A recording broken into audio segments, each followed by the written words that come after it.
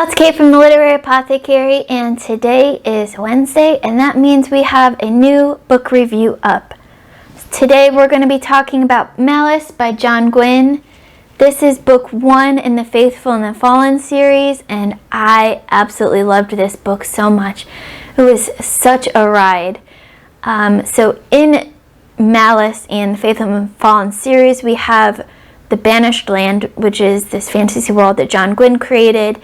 It's a land with a violent past, full of wars between men and giants, so like kind of your classic epic fantasy land. We have a very, very large cast of characters in this book, which for some people hindered their enjoyment of reading it. For me, I loved it because you got different points of view from all sorts of different characters, and by writing the book like that, each chapter was a different point of view. We jumped back and forth between, I think, like 4 or 5 different points of views at certain times. And John Gwynne writing it in that way, at least for me, allowed me to kind of make my own mind up about the characters and figure out who was good and who was bad, and before you got to the end. So I gave this book 5 out of 5 stars. I really, really enjoyed it. Yes, it was a slow start, but for me, the slow start worked because it introduced you to the world, it introduced you to the characters, and it slowly built up the story, and it just felt so epic. Before this, my only experience that I remember with epic fantasy like this was the first Wheel of Time book, Eye of the World, which took me, if you've seen my videos before, like 3 months to get through. And I feel like that book kind of prepared me to read this epic series because that was a very slow start and a very slow trudge.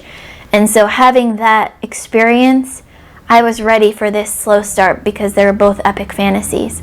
And so I didn't mind the slow start at all. I just kind of expected that going into this book and seeing how big the books are. So, like I said, 5 out of 5 stars for me. Our characters, some of my favorite characters, because we have so many characters, I had multiple favorite characters. Veritas, Gar, Cywin, and Camlin, especially towards the end, and I'm going to talk about that in just a minute. So let's get into some spoilers. So Malice had several of your common fantasy tropes. You had the good versus the bad and the chosen ones, with Corbin versus Nathar. You had a student and a mentor in a lot of different cases, especially with Corbin and Gar, in that warrior type of warrior versus teacher trope. You had the war to end all wars, obviously. You had the prophecy, an advisor turns bad. There's a lot of the classic tropes in this, but I feel like John Gwynne took them and embraced them and really made them his own, so they didn't even really feel that tropey. Now let's talk about that ending, because that ending was insane. The last 200 pages just kind of flew by for me. I didn't want to stop reading it because so much was happening. So we had the advisor turned bad. He came back to the land with this troop of this army behind him, ready to siege war on the land. And this is where all of those points of views kind of merged together, and you saw exactly who was on what side, and you started to learn. For me, since Veritas was one of my favorite characters, I started to learn, like, oh shoot, is Veritas really a bad guy? Because during Veritas's chapters, you got it from his point of view, so you didn't necessarily see that he was a bad guy until you saw him interact with other people whose points of views you had. And so that was one of my favorite parts of John Gwynne's writing, was that everything kind of converged at the end, and you started seeing things from different points of views that you didn't get throughout the book, and everything started kind of clicking together and making sense. And that battle, you have Cywin, who is Corbin's sister. All she wants to do is be a warrior like everyone she's seen grow up and be. And so she's surrounded by all these warriors, but in her world, obviously women can't be warriors.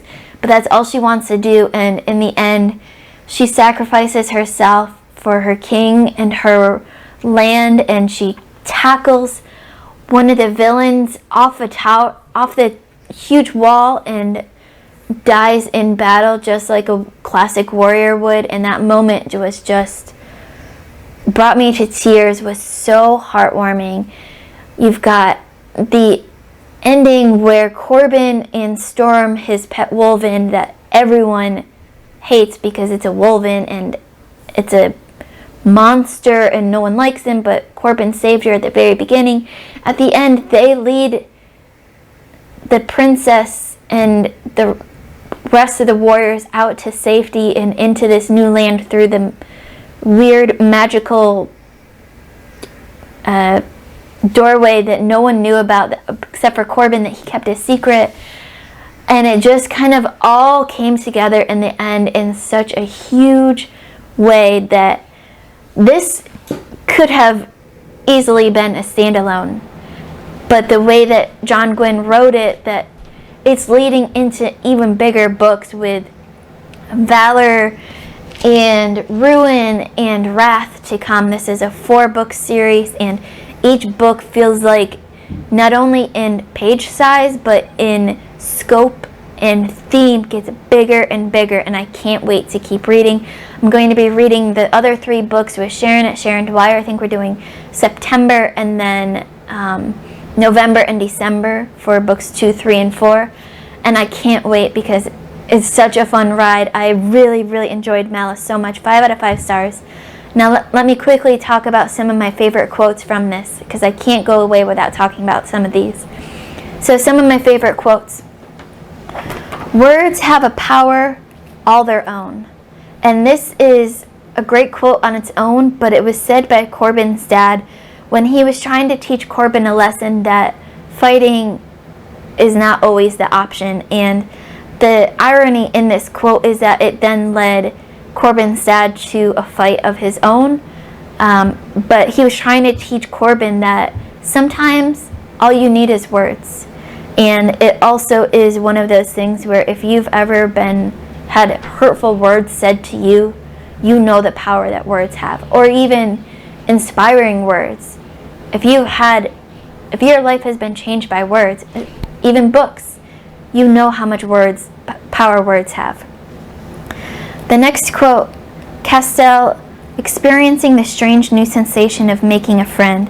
And this one I could relate to because growing up, most of my friends were essentially in books. I didn't have a lot of what they call real life friends. And so once I actually had those friends, it was a weird experience for me making friends. Times are changing, Kim. You move with them or get moved by them, and that's kind of that adapt or die mentality. You have to adapt to life. Life is going to change whether you want it to or not, so it's up to you whether to adapt or move with it or get moved by it. And then the last one, you can tell much about a man by the company he keeps, by his friends and his enemies, Merrick said. And so those were my favorite quotes from Malice. Like I said, I gave it 5 out of 5 stars. I thought it was absolutely well done, especially for a debut book by John Gwynne. I can't wait to read the rest of the series. If you've read Malice, let me know what you thought in the comments below. Come to my Discord and talk about it with me. I can't wait to talk about it with you all. I'm so excited about it. As always, my Patreon and my Discord information will be in the description below. Don't forget to like, comment, subscribe. Keep reading, and I love you all to the moon and back. Bye.